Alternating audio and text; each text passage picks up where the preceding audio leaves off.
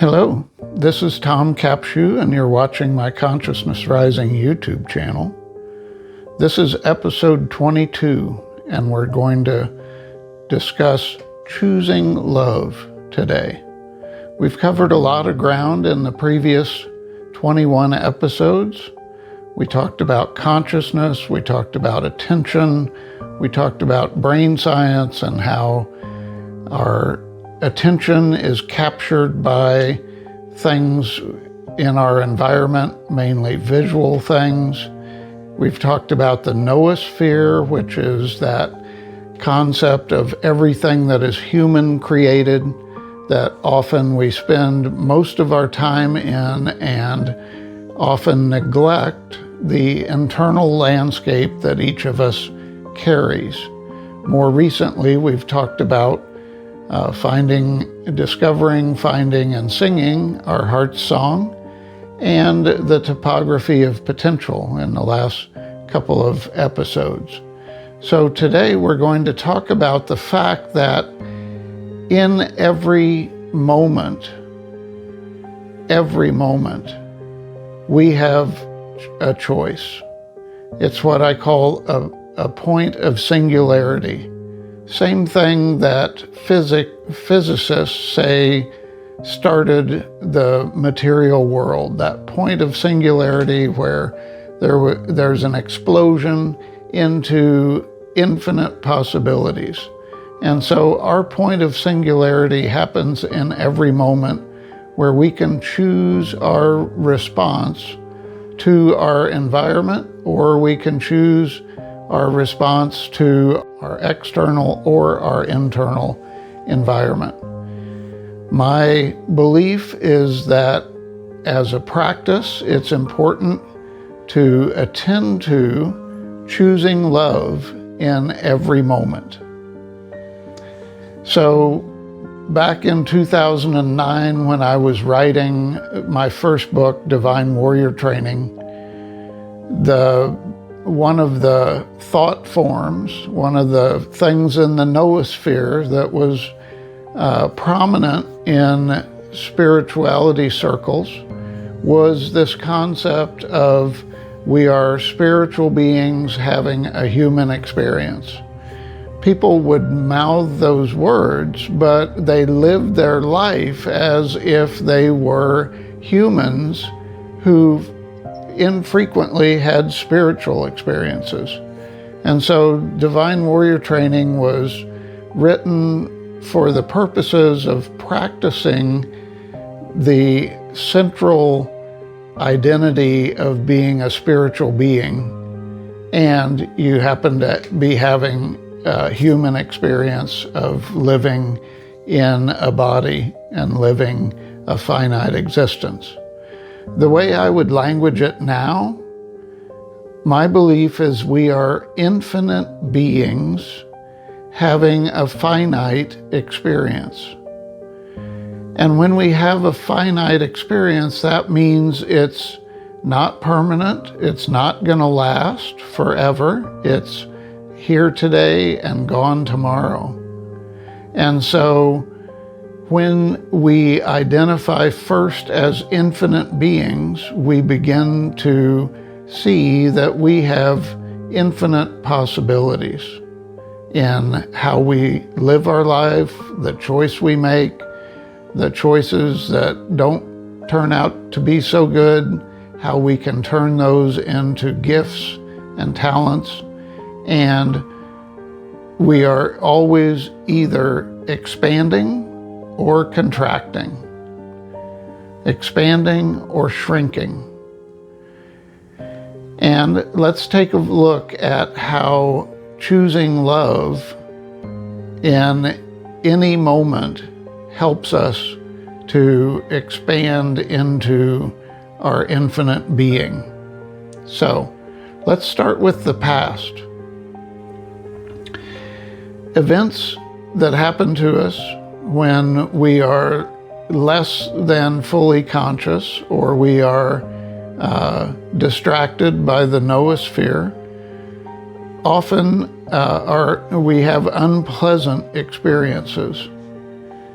And we choose, sometimes for safety situations, to contract or to shrink in the face of danger. It's a common, normal human response. It's our survival mechanism that's kicking in and saying, oh, I need to protect myself. I need to shrink down into something smaller so that I can survive. And then after that danger passes, it's our time to make a choice as to whether that experience is going to limit us or we're going to learn from it and grow into a bigger representation or a bigger expression of our essence, of the creative force of the universe that created us. So let me give you an example. When I was about 11, my father had an aortal aneurysm. He had a brain aneurysm. It happened, he got sick on Christmas Day. I was the person in the family that went looking for him and found him face down in his bedroom. And that experience was very disturbing for me. And he ended up going to the hospital. He ended up having emergency brain surgery where they cut open his skull and lifted a little bit of it up so they could get to the aneurysm and clip it off right near. They had to clip his olfactory nerve so they could lift the brain enough to clip off the aneurysm that had started bleeding. He was in the hospital for 4 months minus 2 days in recovery. The beautiful thing is the brain surgeons that operated on him were the same brain surgeons that were called in when John F. Kennedy got shot in the head. So he had the best care possible. That experience could have limited me. It could have created in me a fear that something like that would happen to me, either as a teenager or as an adult. But it did not. It expanded me. It helped me in 2 particular ways that I can share with you. One is it gave me a deep sense of how valuable and important connection is. Human relationships with my family, with my friends. It gave me a deep and abiding interest in maximizing the depth and frequency of being in relationship with people that I love. The second thing that it gave me is it helped me to understand feelings, my feelings that I was feeling as a preteen, the sense of loss and the sense of uncertainty of human life. And it helped me to be able to understand my own feelings and be able to communicate those with people around me. So those were 2 beautiful outcomes from a horrible and dangerous time in my life. My belief is that my mother did not have the same success at transforming that experience. Her husband was the one that was in the hospital, and it seemed to, we never talked about it, but it seemed to take the zest of life out from her. So after that, surviving that medical emergency in the family, my mother ended up moving into alcohol addiction. And I'm happy to say that the last 3 years of her life, she was alcohol-free. She got into recovery and was successful at not succumbing to her addiction again. But that event seemed to really shrink her, to change her in some really profound way. And so, same event, two different relationships, a relationship as a son and a relationship as a wife, but two different outcomes. So let's look at past events and talk about how we can choose love anytime that we recall those events. When a negative event happens, we can shrink from it initially. If we allow ourselves to stay in that place, then it can limit the rest of our life. If we choose love and process it and say, yes, that was a horrible event and I'm going to transcend it, then that's choosing love. No matter what happens to us, we get the choice of how we find meaning and understanding for the events that have happened to us. Let me be clear, if you are in a dangerous situation or a situation that is what I'd call killing your spirit, then it's not about staying in that situation. It's about removing yourself from that situation so that you can begin to restore your spirit and begin to be in not danger, in safety, so that you can have the bandwidth to examine yourself and live into the best part of you.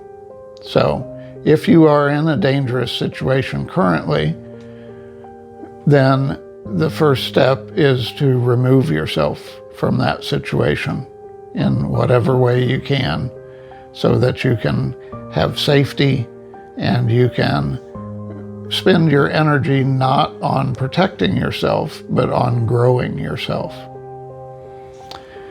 So every event in the past, we get to choose love. And some of those events happen to be things that we've done that may have harmed others. And so in that situation, we get to choose love, and what that looks like is self-forgiveness. There's an exercise in my book. I'd be happy to send it to you if you request it, on self-forgiveness. It's a multi-step path. The key to the path, though, is a phrase that I've used over and over and over again in my life. That phrase is, I did the best I could with what I knew at the time. So that is self-forgiveness, and the steps are more detailed than that. But it's basically learning to love yourself where you were in the past when you made a choice that ended up harming yourself or someone else. So with events that have happened where someone else has harmed you, then the choosing love means to practice forgiveness. Forgiveness is not a feeling. Forgiveness is a decision that you make. The decision is to stop putting energy into something that happened negative for you in the past, and to use that energy that you would otherwise expend with focusing on who you want to be and how to grow yourself. Because, as I said in an earlier episode, intention and insight plus application equals transformation. Intention and insight plus application equals transformation. So the application is that choice, that choosing love over and over and over again until it becomes habitual toward yourself and toward others. So let's talk for a moment about choosing love in the present moment. We've talked about choosing love toward past events that have happened. Let's talk about choosing love in the present moment, which is often the hardest thing to do because we become conditioned in our patterns of response. And when we feel under attack, when we feel in danger, then we often respond with aggressiveness to try and push away that person or that danger.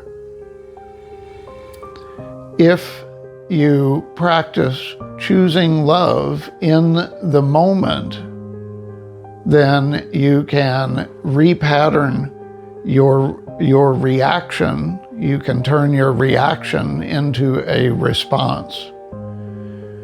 So, for example, if you set your intention or set your consciousness to say that most anything that anybody says to me is actually a projection of their concern about themselves, then I'm not going to take what people say to me personally and attack them back, get angry.